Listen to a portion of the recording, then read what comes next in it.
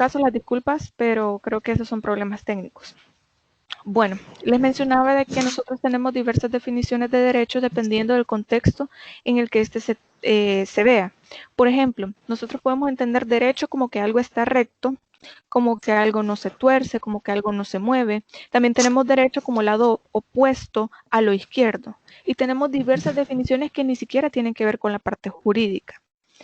Pero esto no significa que vamos a entender esas definiciones como lo correcto en esta materia.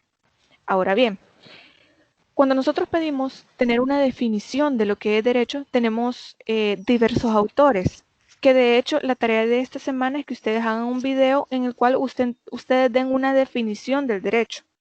Yo lo que espero de ustedes es que vayan a buscar diversos autores y que ustedes elijan una definición que sea lo más parecido a lo que ustedes consideran que es el derecho. Si ustedes quieren hacer una definición propia, mejor aún. Pero está bien que ustedes vayan a leer, que tomen como referencia algún autor. Yo ahora les voy a dar algunas definiciones también para que ustedes tengan alguna referencia. Y a partir de ahí ustedes hagan una definición de derecho y me manden ese video.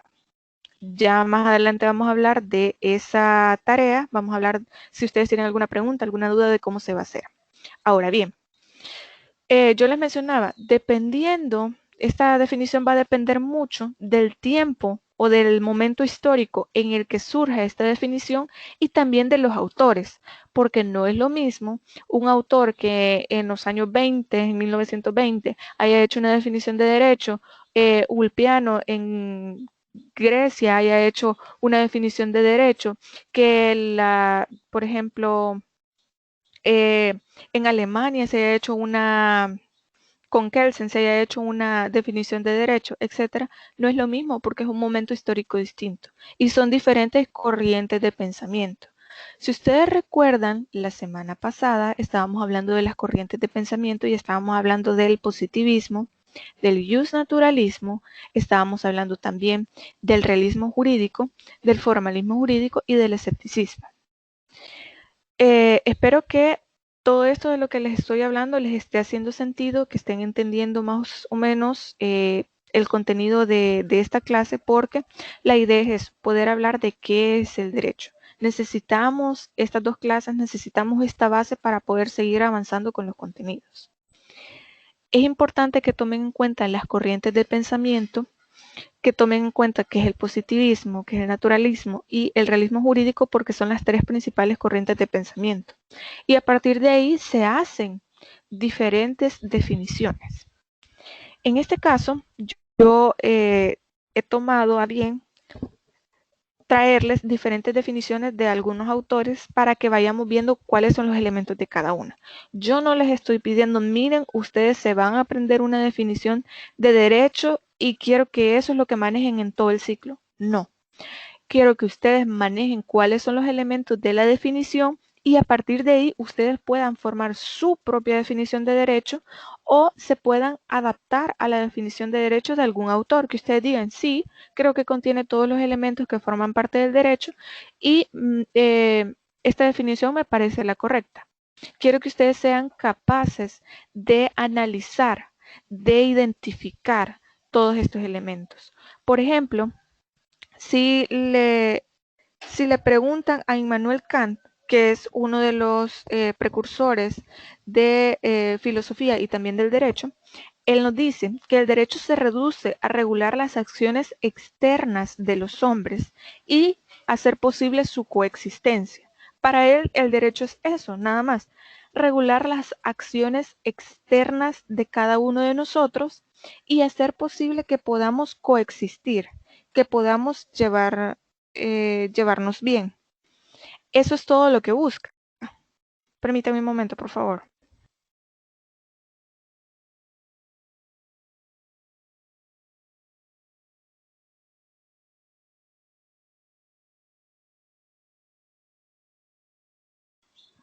Ok, perdón. Estoy tratando de resolver esto de poder compartir la pantalla. Bien, les decía entonces, para Immanuel Kant, lo importante es todo lo que nosotros hacemos, lo que externamente hacemos. Por ejemplo, si yo mato a una persona, es una acción externa. Si yo robo algo, es una acción externa. Si yo insulto a una persona, es una acción externa. Pero para Immanuel Kant, todo aquello que es interno no cuenta. O sea, el derecho no puede inmiscuirse en mis pensamientos, no puede inmiscuirse en todo lo que yo creo. Por ejemplo, yo puedo pensar en cómo voy a matar a una persona y primero la voy a secuestrar y después la voy a torturar y después la voy a matar y voy a ir a esparcir las partes de su cuerpo por x lugar, o voy a ir a la casa de tal persona y la voy a golpear y la voy a insultar y la voy a maltratar y no sé qué. Yo puedo pensar todo eso, pero el derecho no puede inmiscuirse ahí. El derecho no puede estar presente en esa parte. ¿Por qué? Porque en realidad yo no estoy haciendo nada. Porque para Immanuel Kant dice, es que se trata de exteriorizar todo lo que yo estoy pensando, una conducta que sea exterior. Yo puedo pensar en cómo hacer todas esas cosas, pero no significa, pero esto no significa que el derecho me vaya a culpar a mí, me vaya a poner una pena de prisión por una situación que yo no he hecho. Y también nos dice, y él introduce este elemento que dice, hace posible la coexistencia, porque antiguamente se consideraba,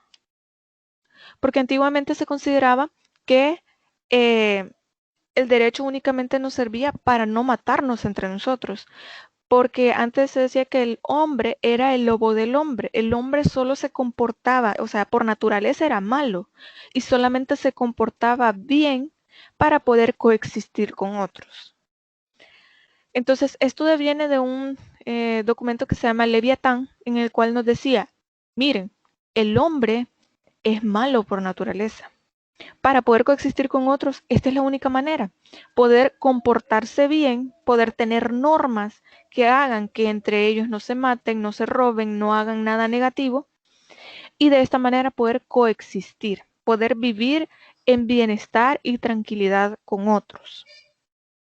Para ello es necesario un conjunto de condiciones y a esto lo conocemos ahora como normas jurídicas. Entonces, permítame un momento.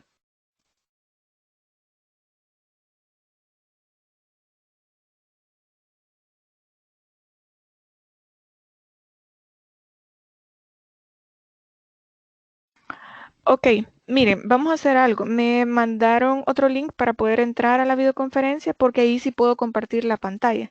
De verdad, van a disculpar por todos estos problemas técnicos, pero estoy tratando de hacer todo lo posible para que ya no haya otro problema y que quede toda la grabación completa. Así que les voy a pedir, importante es la exteriorización de de lo que nosotros hagamos y también el hecho de saber que hay que estas normas son necesarias para la coexistencia, es decir, para que podamos vivir en armonía y tranquilidad con los demás. Recuerdan que al principio yo les decía de que el derecho era considerado como una forma de control social, como una forma de tener a todas las personas bajo un orden, bajo un reglamento, que hayan normas que nos digan qué es lo que sí está permitido, lo que está prohibido, lo que está bien, lo que está mal, etcétera.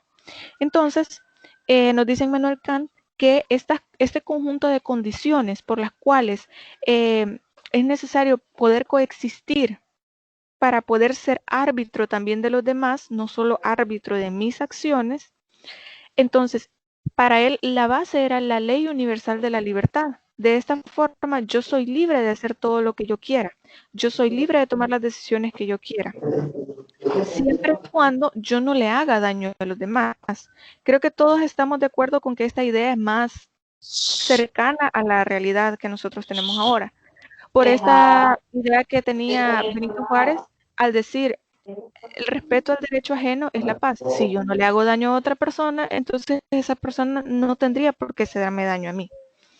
Bien, pasé las diapositivas a PDF para que ustedes las puedan ver. No sé si se puede ver porque no las podía compartir en PowerPoint, no se veía. ¿Pueden verlas? No se, no se pueden ver. Sí, ahorita Ya, ya ya se se puede ver. pudo ver. ¿Ya se ve? Ok, gracias, perfecto. Ya se Bueno, ve. Ok, muchas gracias. Les decía que yo les había puesto la captura de la búsqueda en Google de que era derecho, solo para que ustedes vieran que hay diferentes tipos de definiciones en todos los contextos, hay muchas definiciones. Así que las tienen acá, ustedes lo pueden buscar en Google también.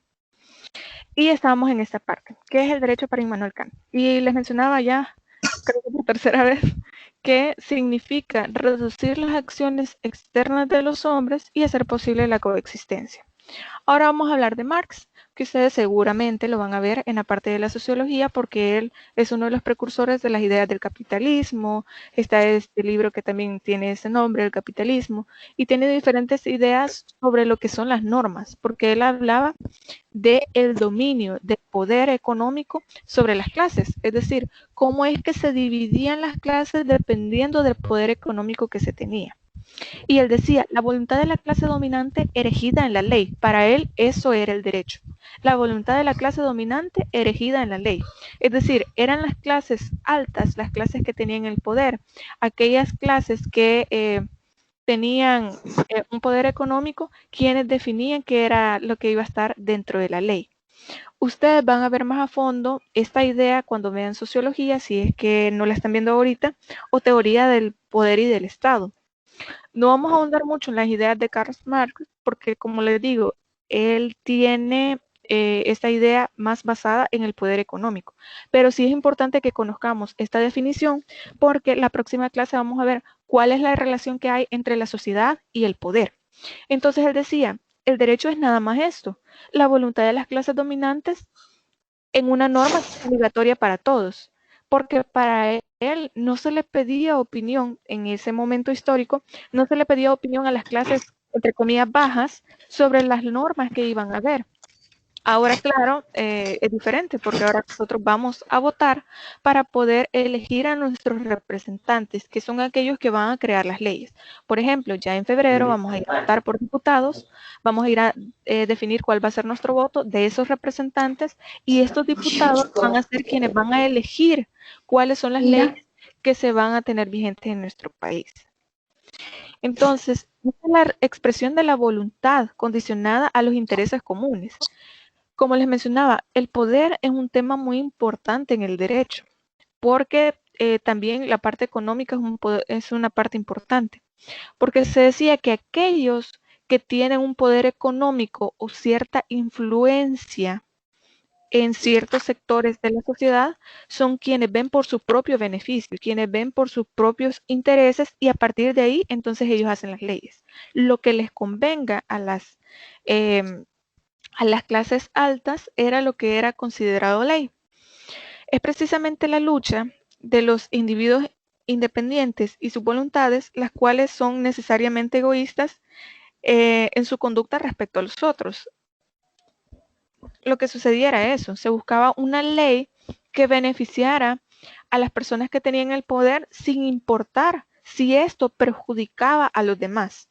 Obviamente nuestro Estado, el Estado salvadoreño, es un estado donde sí hay democracia, es decir, nos toman en cuenta para poder tomar las decisiones. En este caso, nosotros elegimos si ir a votar o no por las personas que nos representan. Los 84 diputados nos representan. Entonces, son ellos los que van a tomar esta idea de qué leyes son necesarias y cuáles no, para poder vivir en armonía dentro de la sociedad. También tenemos otra definición que es de Hans Kelsen, que de hecho yo les mencionaba que él se considera el autor de esta idea del positivismo, de esta corriente jurídica llamada positivismo, y ya vamos a ver un poquito más adelante también sobre eso, ya lo hablamos en la clase anterior, y decíamos, las normas jurídicas son todas aquellas que están dentro del ordenamiento jurídico. ¿Por qué? Porque han pasado por todo el proceso de formación de la ley. No nos importa el contenido, si habla de lo que sea la ley, pero mientras haya pasado por el proceso de formación de la ley, eso es lo único que se necesita. Que haya pasado por este proceso de formación de la ley, en este caso sería la Asamblea Legislativa, por las personas autorizadas para poder hacerlo y que esté vigente. Ya vamos a ver más adelante a qué se refiere el término vigencia, cuál es el proceso de creación de la ley, así que no se preocupen si ahorita no se está entendiendo esa parte. Ya vamos a ver a qué se refiere. Pero nos decía Kelsen, si esta norma no pasa por este proceso, no es considerada una ley, no es considerada derecho. Para él, el derecho es una ordenación normativa del comportamiento humano. Ojo aquí, él dice ordenación normativa del comportamiento humano, lo que significa que nuestro comportamiento va a estar normado en la ley. Lo que nosotros consideramos como permitido, como prohibido y lo que estamos facultados a poder hacer. En este caso, yo sé que tengo la obligación de pagar impuestos. Yo sé que tengo el derecho a la libre circulación, es una facultad que yo tengo. Y yo sé que tengo permitido votar. Si no lo quiero hacer, no hay ningún problema. A diferencia de lo que pasa con los impuestos. El hecho de evadir impuestos sí tiene una sanción para mí. Porque yo como profesional, yo debo pagar impuestos por todo el trabajo que realizo. Pero si yo no lo hago, el Estado sí me puede colocar a mí una sanción. En cambio, en esta facultad de ir a votar, bueno, si yo no quiero ir a votar, no hay ningún problema. ¿Estoy facultada de hacerlo? Sí. ¿Es una obligación? No. Es así de sencillo. Entonces, lo que nos dice Kelsen es que esta ordenación de nuestro comportamiento debe ser siempre un sistema de normas. Debe ser siempre un sistema de normas. Lo que yo les mencionaba, a él lo único que le interesa es que estas normas hayan pasado por ese proceso de creación sin importar el contenido. Yo les ponía el ejemplo en la clase anterior. Imagínense que quieren crear una ley de cómo los extraterrestres van a venir aquí a la ciudad de San Miguel. Bueno, vamos a hacer una norma, la llevamos a la asamblea, la iniciativa de ley, los diputados la discuten, hay una publicación de esa ley, entra en vigencia esa ley. ¿Para qué nos va a servir? Para nada. Pero sí pasó por todo ese proceso de formación de la ley. Entonces, esto es solo un ejemplo para que ustedes comprendan cómo entendía el derecho Kelsen. Mientras pase por ese proceso, entonces va a ser considerado una norma jurídica, va a ser considerado derecho. Y también nos dice Kelsen que la norma debe ser considerada como a todo aquello que ordena, permite o autoriza un comportamiento humano. Era lo que yo les mencionaba. La idea al final de todo esto es que nosotros sepamos qué podemos hacer y qué no podemos hacer. Siempre los mantengo en esta idea básica de matar a una persona, porque es lo que más nosotros podemos identificar dentro del derecho. Yo sé que yo no puedo matar a una persona, más allá de las ideas religiosas, de que es pecado, de que está mal, me voy a ir al infierno, etc. Se respeta todas las ideologías o todas las religiones que puedan tener acá en esta materia. Pero más allá de eso, más allá de que si es pecado o no es pecado, el punto es que yo no puedo matar a una persona porque sé que es un delito. Entonces, a mí me ordenan el hecho de no matar a una persona, pero dentro del Código Penal hay diferentes formas de poder verlo. Hay homicidios culposos, homicidios agravados, hay diferentes formas de cómo se ha estipulado el homicidio, pero eso es eminentemente de derecho y no vamos a hablar de ese tema acá. Lo que yo quiero que ustedes sepan es que para Kelsen el hecho de ordenar, de permitir, autorizar o de obligar, porque también a veces tenemos obligaciones, por ejemplo, lo que yo les decía, de tener que pagar impuestos, etcétera, los tributos, tener que pagar tasas municipales, tener que pagar impuestos, etcétera, etcétera. Todo eso también es una obligación que la ley me impone, que yo no la puedo evadir. Aún usted me va a decir, bueno, yo soy menor de edad, porque hay algunos de ustedes que creo que son menores de edad todavía. Yo no pago impuestos, no tengo la obligación de hacerlo. Bueno, si usted compra una bolsa de churritos, lea el empaque y ahí ya viene incluido el IVA, que es un impuesto. Si usted compra, por ejemplo, gasolina, ya tiene un impuesto. Si usted compra cualquier cosa que usted vaya a comprar, usted debe saber que ya debe tener el IVA incluido. Entonces, usted sin darse cuenta ya está pagando impuestos. Aún al ser menor de edad y compra una bolsa de churrito, usted ya está pagando impuestos, queramos o no queramos. Sí estoy compartiendo la pantalla, Jacqueline, ¿no la pueden ver? Varios de ustedes me dijeron que si podía, me pueden compartir, me pueden, perdón, decir si se puede ver. Yo sí la Licenciada, yo puedo sí ver. la puedo ver. Ok. No sé si tal vez se puede salir de nuevo, Jacqueline, por favor. Tal vez sí la puede ver esta vez. Gracias a quienes me contestaron. Gracias. Perfecto. Bueno, sálgase por favor, Jacqueline, y vuelve a entrar. Tal vez así la puede ver y me confirma si la puede, si ya la puede visualizar. Bueno, avanzando con el tema, les decía, para Herbert Hart, que también es otro precursor de muchas ideas dentro del derecho, él nos dice que el concepto de derecho hay que tomar en cuenta tres aspectos. Para él son importantes tres aspectos. Quiero que ustedes vayan notando la diferencia entre cada uno de los autores que les voy poniendo y se van a dar cuenta de la idea tan diversa que ellos tienen de derecho. Precisamente esa es la razón por la que yo no les puedo decir, miren, apréndanse esta definición, porque esta definición es el derecho aquí y en todos los lugares a donde usted vaya. Si usted ahorita se aprende esta definición, le va a servir para toda la carrera. No. Y esa no es la idea de esta materia. Quiero que usted vaya identificando los elementos que usted considera, sí, esto es lo más cercano al derecho que yo considero que es lo correcto.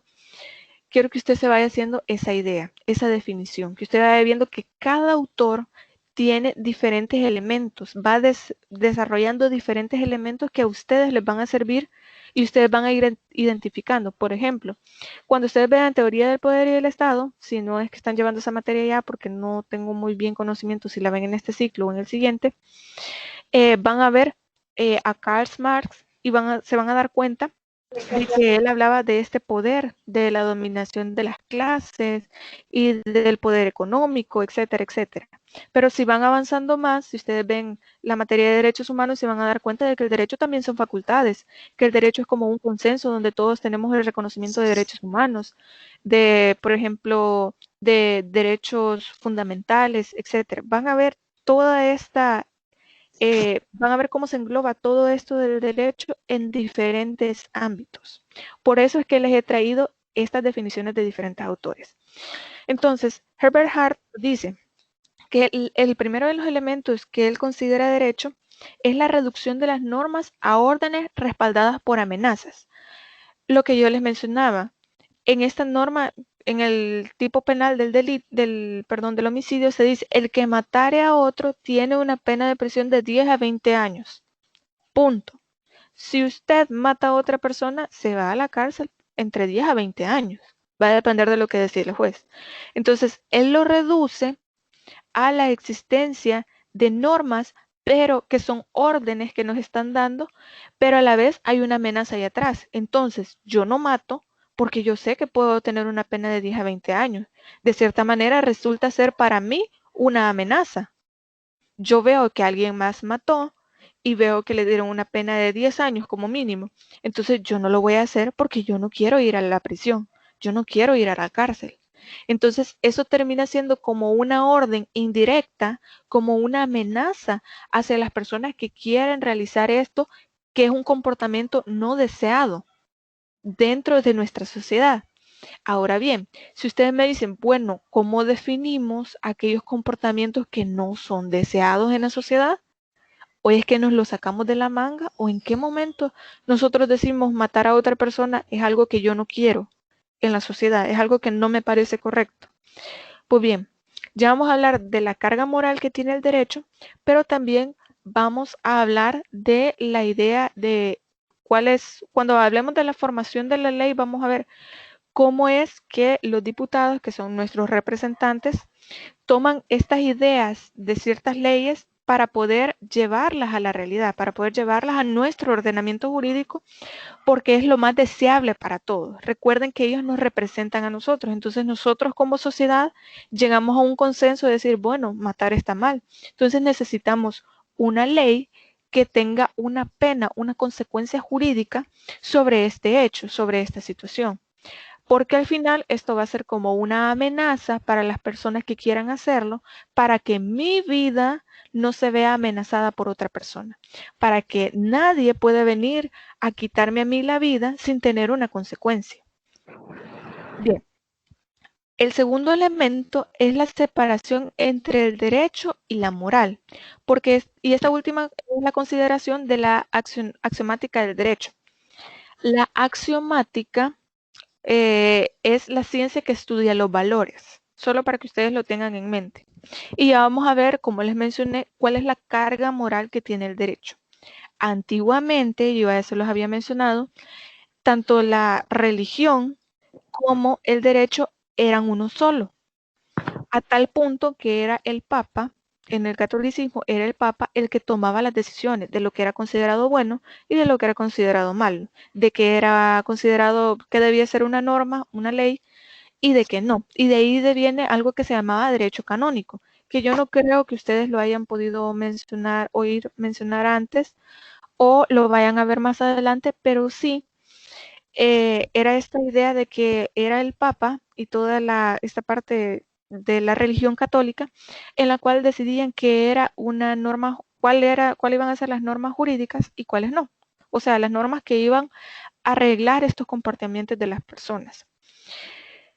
La religión tiene una carga moral de decir esto es bueno y de decir esto es malo. ¿Por qué? Porque Dios nos dio la vida y nadie me puede quitar la vida si no es Dios.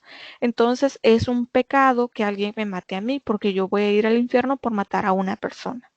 Vamos a dejarlo de esa manera, como les dije. Esperaría no tener que tocar temas que tengan que ver con la religión a tal punto de que alguien pueda sentirse ofendido, porque la idea no es esa, sino que ustedes pueden entender que en la moral nosotros tenemos valores como por ejemplo la libertad, tenemos valores como la justicia, como la dignidad, tenemos valores como la igualdad, que son valores que sea como sea, siempre van a estar en la sociedad. Si ustedes, me imagino que en bachillerato o en algún momento, cuando estudiaron la materia de sociales, vieron la Revolución Francesa y sus valores centrales eran la libertad, la fraternidad y la igualdad.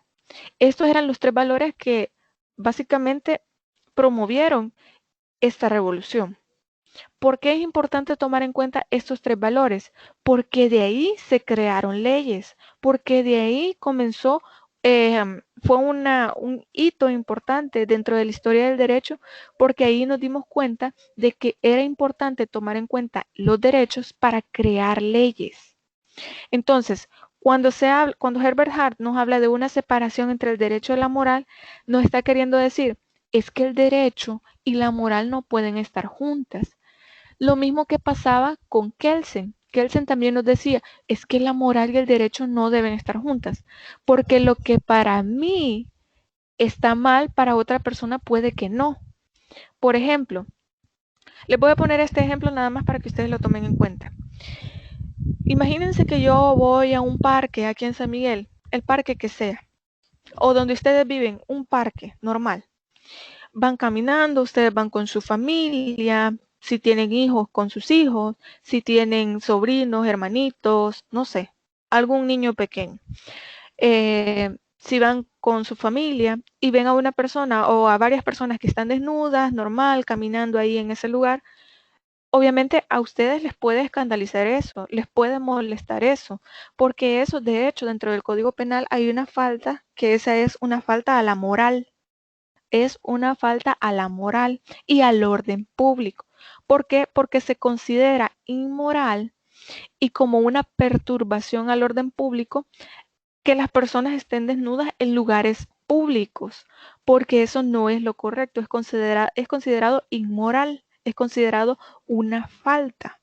Entonces ustedes me van a decir, bueno, a mí me da igual, a mí no me molesta. Honestamente, me da lo mismo si las personas quieren andar así, pues bueno, cada quien con su cuerpo, con su gusto, pues bueno, no me importa.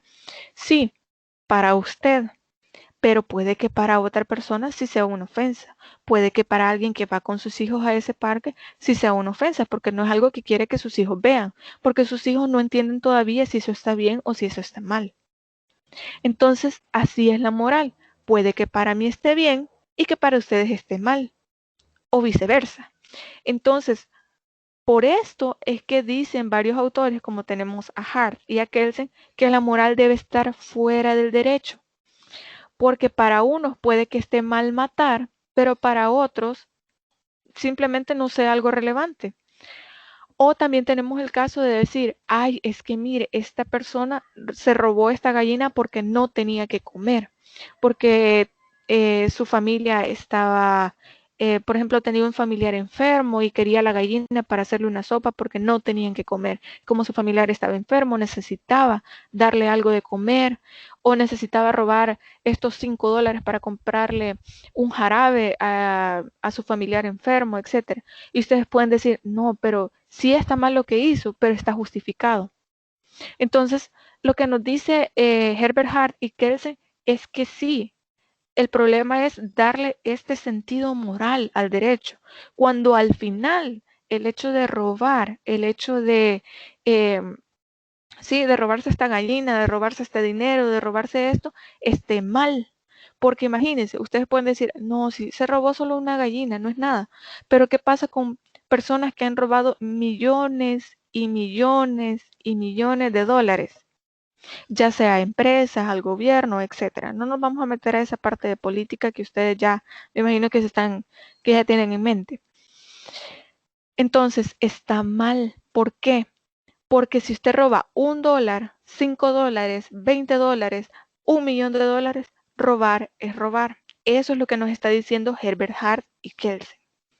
Aunque le pongamos esta idea de moralidad de no, es que era para su familiar enfermo, es que debía darle de comer a sus hijos y no tenía nada porque tenían días de no comer. Bueno, la norma está. Y eso es lo que nos dice Herbert Hart. Y quiero que ustedes lo vayan viendo porque muchos de ustedes me van a decir, bueno, puede que esté bien decir que robar está mal, pero tal vez esté justificado.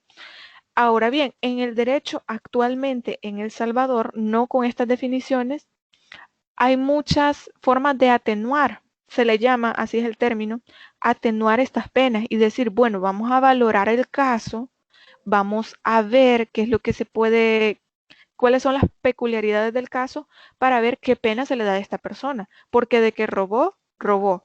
Una gallina, sí, pero eso es robar. Entonces vamos a ver de qué manera se puede verificar los hechos del caso para darle la pena más justa. Se dan cuenta que sí o sí siempre hay una carga moral, una carga de justicia dentro del derecho. Y también nos dice Hart que es la suma del conjunto de reglas que cumplen con criterios de validez establecidos en la regla maestra del sistema a la que se domina la regla de reconocimiento. No nos vamos a meter mucho en este tema porque hablar de regla maestra y regla de conocimiento ya tiene más que ver con argumentación jurídica y eso es del área de derecho. Así que vamos a dejarlo como estas dos partes, las que yo les mencionaba, reducir la norma a una orden respaldada en una amenaza y a la separación del derecho y la moral. Vamos a dejarlo hasta esa parte. Y un autor más que es Dworkin, que él es famoso, es importante en el área de argumentación jurídica. También vamos a ver qué es lo que nos dice él como derecho. Dice que se basa en un largo estudio judicial de la praxis de la Corte Suprema de los Estados Unidos, tanto del derecho constitucional como del derecho privado.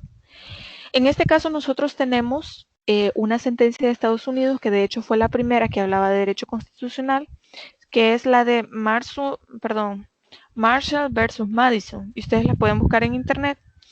Que ahí, si ustedes me dicen, pero ¿qué tiene que ver derecho constitucional con la definición de derecho? Bueno, en esta jurisprudencia, en esta sentencia, lo que nos dicen es que el derecho va a estar definido dependiendo de las reglas que nosotros tengamos. Y Dworkin habla de casos fáciles o casos difíciles.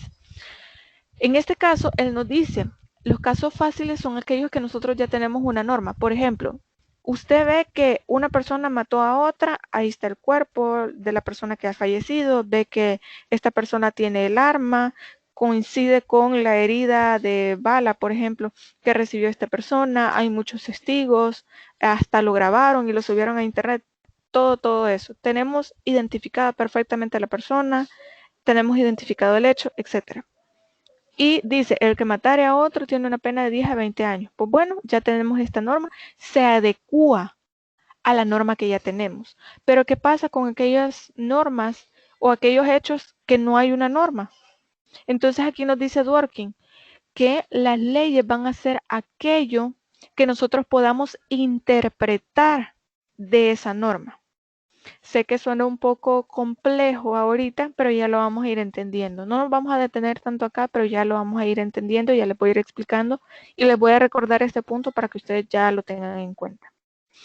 Ahora bien, cuando yo les mencionaba que íbamos a definir qué era el derecho, yo les hablé en la clase anterior sobre las corrientes de pensamiento. Les hablé del positivismo y de Kelsen. Les hablé del justnaturalismo o del derecho natural que deviene de Dios y que Dios nos iba a dar la conciencia para saber qué era lo justo, lo injusto, lo bueno y lo malo, que nos dejó los 10 mandamientos y que en la Biblia nosotros podemos identificar ciertas conductas que nos dicen que están bien o ciertas conductas que están mal.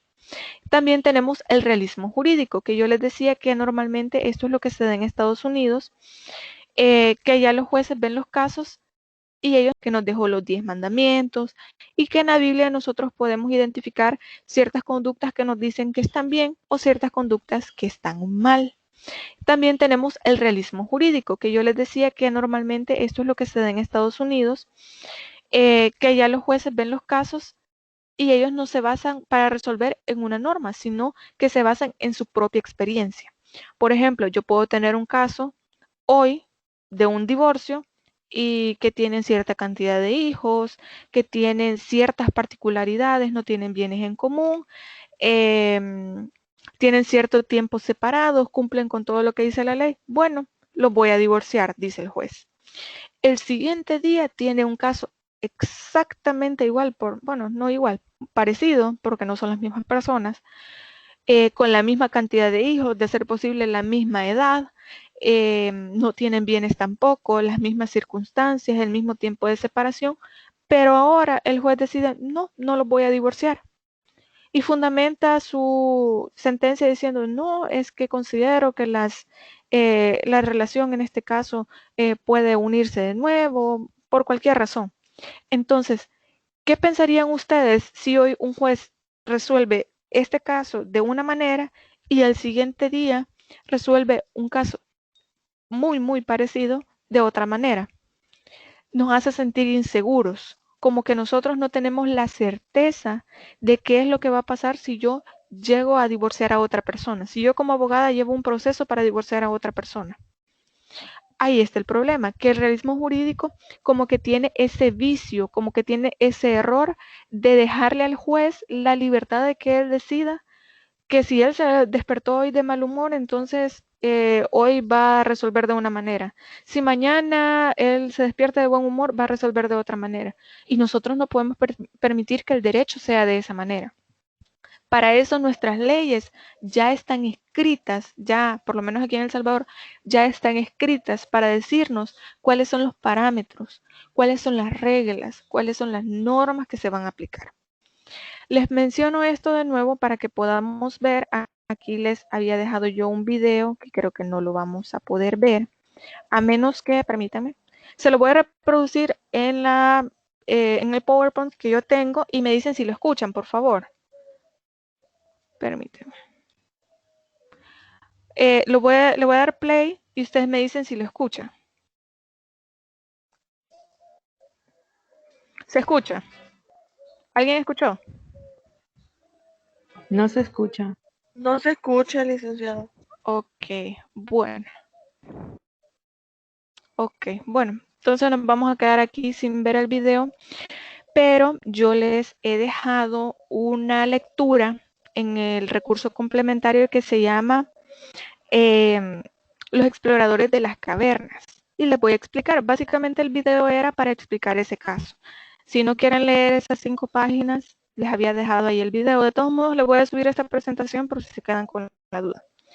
Resulta que eran 5 exploradores que habían ido a estas cavernas, habían ido a hacer ciertas, no sé, no recuerdo cuál era la finalidad de ir a ese lugar. Pero el caso era que habían ido estos exploradores a estas cuevas y por alguna razón se habían quedado encerrados todos. Resulta que el caso era que después de varios días se habían quedado sin ningún tipo de comida, no había absolutamente nada que comer. Y para sobrevivir, uno de ellos dijo, Bueno, dijo, creo que lo mejor que podemos hacer es lanzar una moneda, es dejar al azar más bien, que uno de nosotros va a tener que morir. O sea, la persona que tenga el número más bajo va a tener que morir y los demás van a poder comerse la carne de esta persona, se van a poder comer el cuerpo de esta persona. Resulta que el que propuso la idea, irónicamente, fue el que recibió el número más bajo. Entonces mataron a esta persona y se la comieron. Cuando salieron, cuando pudieron rescatar a estas personas, tuvieron que ir a un tribunal porque obviamente había una persona muerta y los demás se la habían comido y esto es conocido como canibalismo. Entonces, habían 5 jueces. Los 5 jueces comenzaron a hablar sobre este tema, comenzaron a discutir este tema y decían, bueno, ¿cómo es que nosotros vamos a aceptar que estas personas mataron a otra? Y les explicaron, es que esta persona que murió nos dijo de que uno de nosotros tenía que morir, el que tuviera el número más bajo, les explicaron todo. Pero como obviamente quien había propuesto esto era quien había muerto, no existía la certeza de que de verdad él estuviera de acuerdo con eso. Entonces, lo curioso y lo más importante de este caso, si ustedes lo leen, es que los 5 jueces ven estos hechos de diferente manera. Uno dice, miren, es que desde el momento en que ellos estaban encerrados, en que ellos no tenían que comer, no era el derecho, o sea, no eran las normas jurídicas las que iban a imperar. Lo que iba a imperar aquí era el derecho natural. Es decir, bueno, vamos a reducir el derecho a lo más mínimo, a nuestros instintos, a saber que la única manera de sobrevivir era matar a alguien y comérselo. Entonces está justificado, lo que significaba que iban a absolver a estas personas por lo que habían hecho. Estaba justificado matar a alguien y comérselo porque era el instinto más básico del ser humano, sobrevivir, buscar la manera de sobrevivir. Otra persona decía, no, pero es que yo no puedo decir que es el instinto del ser humano porque estas personas ya conocían la ley, ya sabían que matar estaba mal y que comerse a esta persona implicaba un hecho de canibalismo. Y los otros jueces, de diferente forma, estaban diciendo que las instituciones también tenían responsabilidad porque ellos no verificaron cómo fueron los hechos y ellos como que buscaban la manera de poder resolver el caso de otra forma. Y ustedes, en ese caso, si ustedes lo leen, como les digo, solo son 5 páginas, se van a dar cuenta de que cada uno de los jueces tenía una visión distinta de lo que era el derecho. Y este es un libro súper cortito, son 5 páginas nada más, pero que engloba, que de verdad resume de la mejor manera lo que es el derecho. Que cada juez, en ese caso, en ese librito, que cada juez podía ver el derecho de diferente manera, así como cada uno de los autores que yo les traje, por eso es que se los puse, pueden ver el derecho de diferente manera. Así como estos jueces vieron este hecho de matar a una persona y comérsela de una manera, así nosotros podemos ver el derecho de diferentes formas. Y no está mal, y es válido decir que la ley es un conjunto de normas jurídicas, de principios, de normas y de reglas, como también está bien decir que tiene una carga moral. Está bien, pero ahí va a depender de los elementos que ustedes consideren como correctos. Entonces, si ustedes, esto es un caso hipotético, obviamente, este caso de los exploradores de las cavernas es un caso hipotético, pero ¿qué pasó con ese caso de las personas de este avión que se estrelló contra una de las montañas en los Andes, que en realidad tuvieron que comerse a otros pasajeros? Este caso fue real. Entonces, si nosotros creemos, no, eso nunca va a pasar, ¿para qué vamos a tener normas sobre canibalismo si sabemos que eso no pasa, pero en realidad sí pasa? No sabemos en qué momento, como en el caso de los exploradores de las cavernas, eh, este instinto natural de supervivencia tenga que aparecer, como fue en ese caso de los Andes.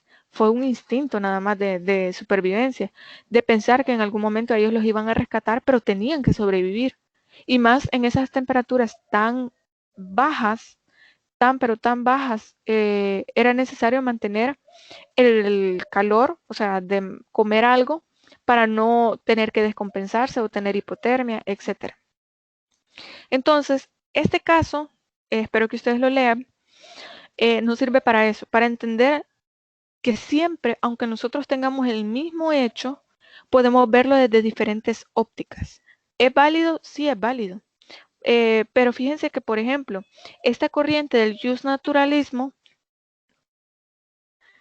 no lo sabemos, Walter, eso no lo sabemos. Pero, por ejemplo, esta corriente del justnaturalismo, el problema es que nos dice que el derecho viene dado de Dios, pero esta es una de las corrientes que menos se utiliza ahora porque sabemos que hay diferentes religiones. Y yo digo, es que yo me baso en la religión católica, en los 10 mandamientos, y eso es lo que rige mi comportamiento. Sí, pero si yo les pongo el ejemplo, vaya, matar a una persona es delito, es pecado, está mal visto, aunque usted sea ateo, pero sabe que está mal. En cambio, si yo digo, ay, es que mi vecina esto, mi vecina lo otro, y comienzo a criticar su comportamiento, criticar está mal visto, es pecado porque me estoy entrometiendo en la vida de otra persona, pero no es un delito. Yo puedo decir, ay, es que mi vecina es aquí, es allá, es esto, lo otro, pero no es un delito. La difamación sí, si yo le digo a los demás, es que ella robó, es que ella es aquí, ella es allá, ella esto y lo otro, pero si yo lo pienso o si yo simplemente lo digo, no está mal. Entonces, ahí es donde nosotros vamos descartando esta idea de que el justnaturalismo es una corriente de pensamiento actual. Si ustedes preguntan en la sala de lo constitucional, la corriente de pensamiento actual es la del pospositivismo. Y básicamente es como una mezcla de todas estas corrientes de pensamiento, pero que a la vez le da sentido a lo que nosotros entendemos por derecho ahora. Para ir avanzando, tenemos esta idea que nos la coloca aquí Eduardo García Maínez y nos dice, el error de quienes han pretendido encerrar en una sola definición lo que es el derecho, los objetos, porque son objetos diferentes entre sí, no implica únicamente la confusión en los puntos de vista, sino lo que es peor, la confusión de los objetos contemplados. Como yo les mencionaba, no solo es el hecho de entender que la palabra derecho es lo opuesto a izquierdo, tratar de decir que algo está recto, etcétera, sino que dentro del mismo derecho no podemos delimitar su significado o su definición a una sola. Y vamos a ir avanzando un poco antes de que ya casi se nos va a terminar la hora de la clase, pero vamos a avanzar a la teoría tridimensional del derecho. Y aquí es donde va a cobrar sentido todo lo que les estoy diciendo, porque la teoría tridimensional del derecho, que pasó algo curioso, de hecho. Si les cuento un poco del contexto de esta teoría, tenemos que los autores de esta teoría son Miguel Reale, Carlos Cesareo y Luis Recasens-Siches. Pero lo que sucedió es que Miguel Reale y Carlos Fernández Cesareo en diferentes países, pero al mismo tiempo, y de hecho uno era alumno y el otro era maestro, irónicamente en diferentes países, ellos tuvieron la idea de esta teoría tridimensional del derecho. Sin embargo, se le atribuye a ambos porque ambos le dieron sentido a esta teoría sin conocerse, sin saber qué era lo que decía el otro sobre esta idea. Y al final a ambos se le atribuye porque las dos ideas se complementan. La teoría tridimensional, ¿qué nos dice? Para que vayamos avanzando más, esto siempre se lo voy a dejar en la plataforma, se lo voy a subir, pero quiero que avancemos un poco. Lo que nos dice es que el derecho se ve desde 3 puntos de vista, como un hecho social, como un valor de la sociedad y como una norma jurídica. Lo vamos a ver desde un punto de vista sencillo. Nosotros sabemos que el derecho es un conjunto de normas. ¿Por qué? Porque están en el ordenamiento jurídico, porque tenemos una constitución, porque tenemos un código penal, uno de familia, etc. Sabemos que eso es derecho y que está dentro de la ciencia del derecho, todo aquello que nos dice cuáles son las normas, las reglas y todo aquello que tiene una consecuencia legal. Pero también el derecho es un valor. ¿Por qué? Porque si no hay una norma jurídica en la cual yo pueda aplicar, porque el caso es muy complejo, entonces yo voy a resolver algo que sea lo más justo, voy a apelar a la justicia. Yo les mencionaba que normalmente estos valores o la moral siempre está ligada al derecho, queramos o no queramos, porque nosotros tenemos valores dentro de la ley, por ejemplo. El artículo 3 de la Constitución dice, todos somos iguales ante la ley. ¿Cuál es el valor que se protege ahí? El valor de la igualdad. También tenemos valores que persiguen la justicia. También tenemos valores que persiguen la libertad. O sea, yo soy libre de poder salir de mi casa, yo soy libre de poder circular en cualquier lugar del país, yo soy libre de poder expresar lo que yo quiera expresar, siempre y cuando eso, como ya lo habíamos hablado, no transgreda los derechos de otras personas, pero tengo la libertad. Entonces, ¿qué es lo que nos dice esta teoría? Sea como sea, el derecho siempre tiene esa carga moral, esa carga de valores que como sociedad nosotros consideramos como correctos. Por ejemplo, como sociedad nosotros, y ustedes lo pueden ver en el preámbulo de la Constitución, siempre dice ahí que lo que se persigue es el bienestar común, es la justicia, es la igualdad ante la ley. Entonces, estos valores, sea como sea, siempre van a estar dentro del derecho. Y tenemos los hechos sociales. ¿Por qué? ¿Qué es lo que nosotros vamos a normar? Los comportamientos de las personas, los hechos sociales. Creo que más de ustedes ya tiene conocimiento de que la mayoría de los derechos que tenemos reconocidos de los derechos humanos son el resultado de conquistas, de manifestaciones, de guerras, son el resultado de, sí, vamos a definirlo como conquistas.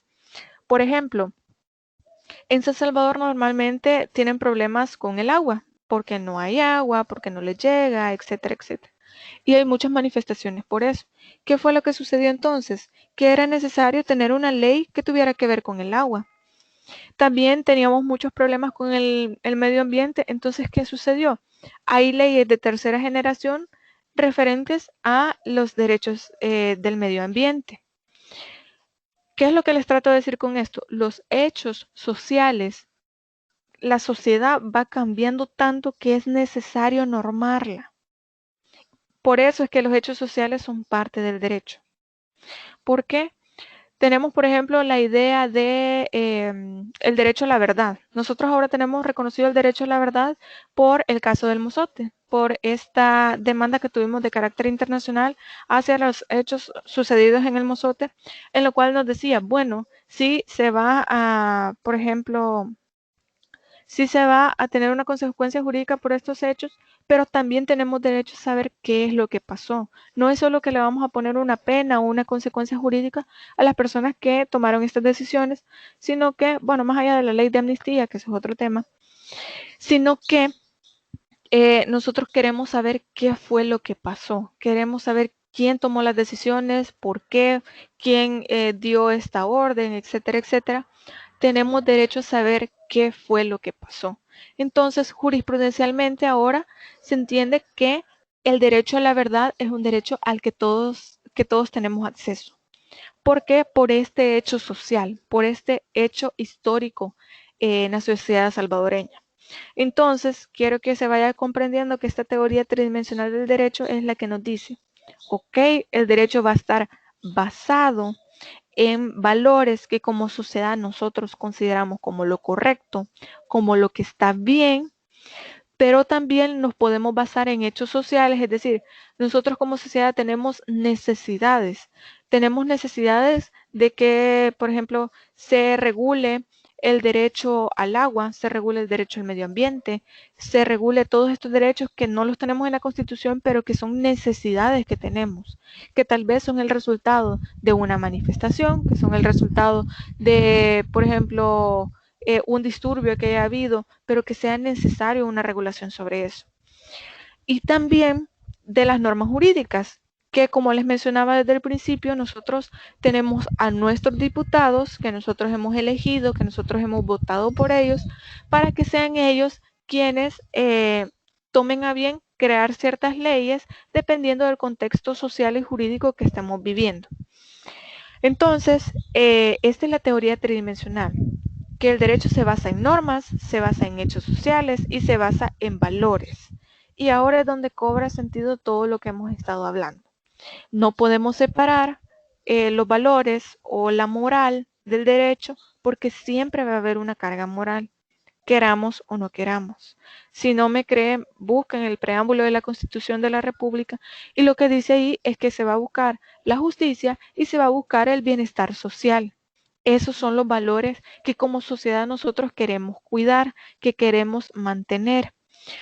También los hechos sociales. Si ustedes no me creen que se regulan hechos sociales, busquen también en la Constitución y hay un artículo que habla sobre la reforma agraria, en la cual era un hecho histórico que se dio de esta reforma, pero que en la actualidad ya no tiene absolutamente nada de aplicación. O sea, no se aplica a nada. ¿Por qué?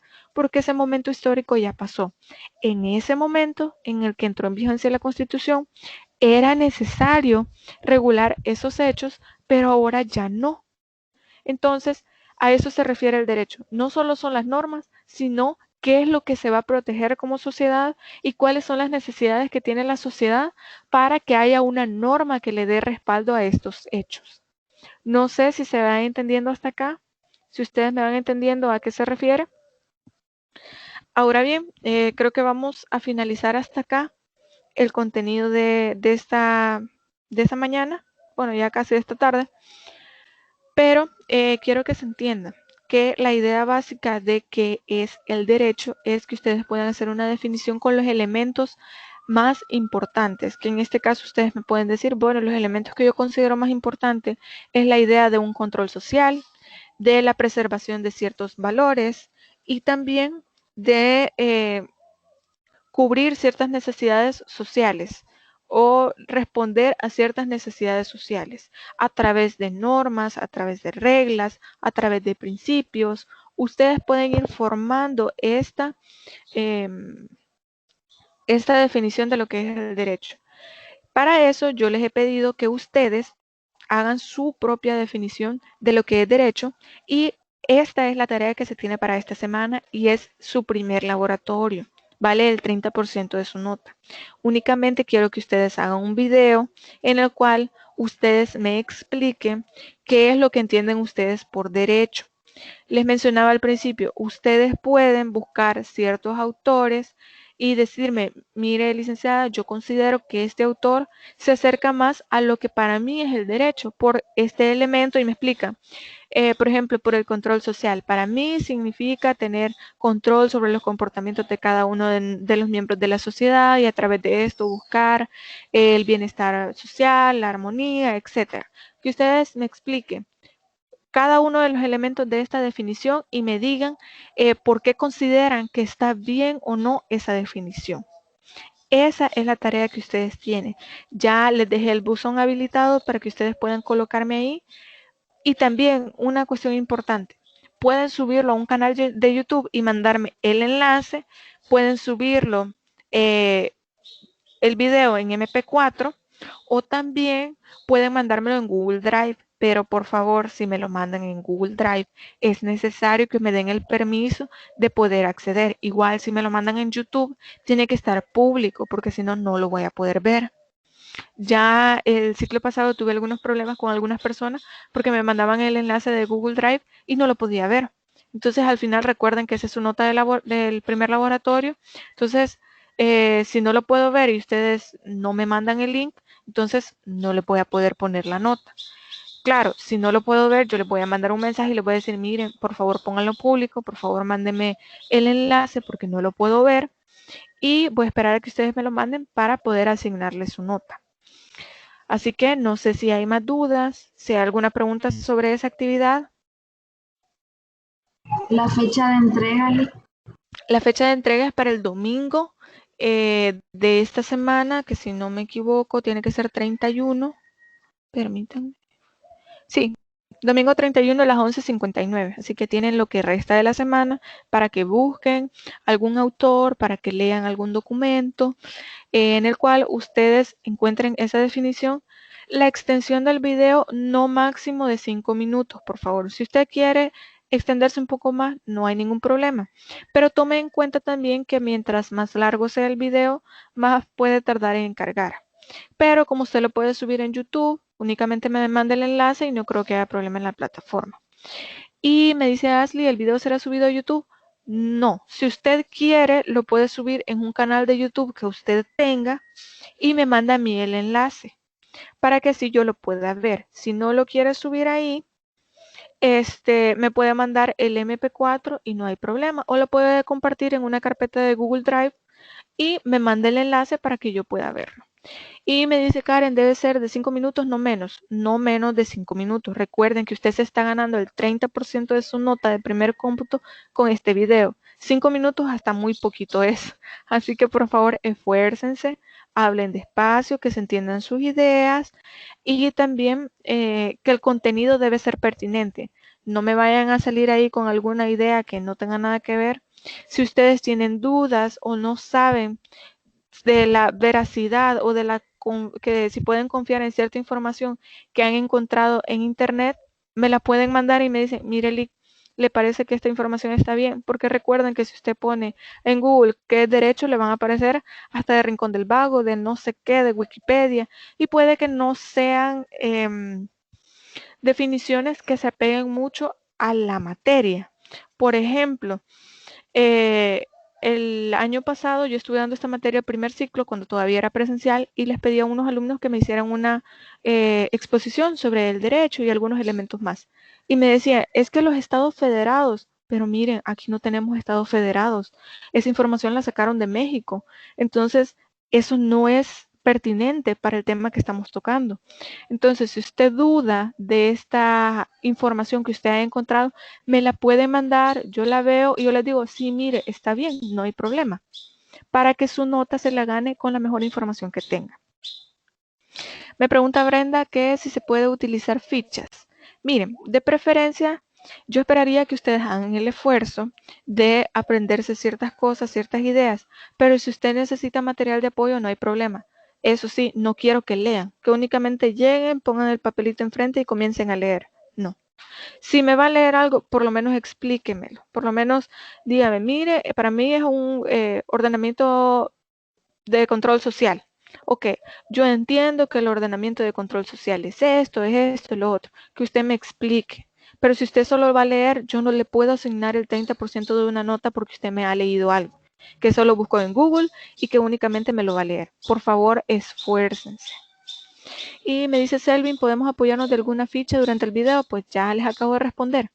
Pueden apoyarse nada más. No quiero que vayan a leer.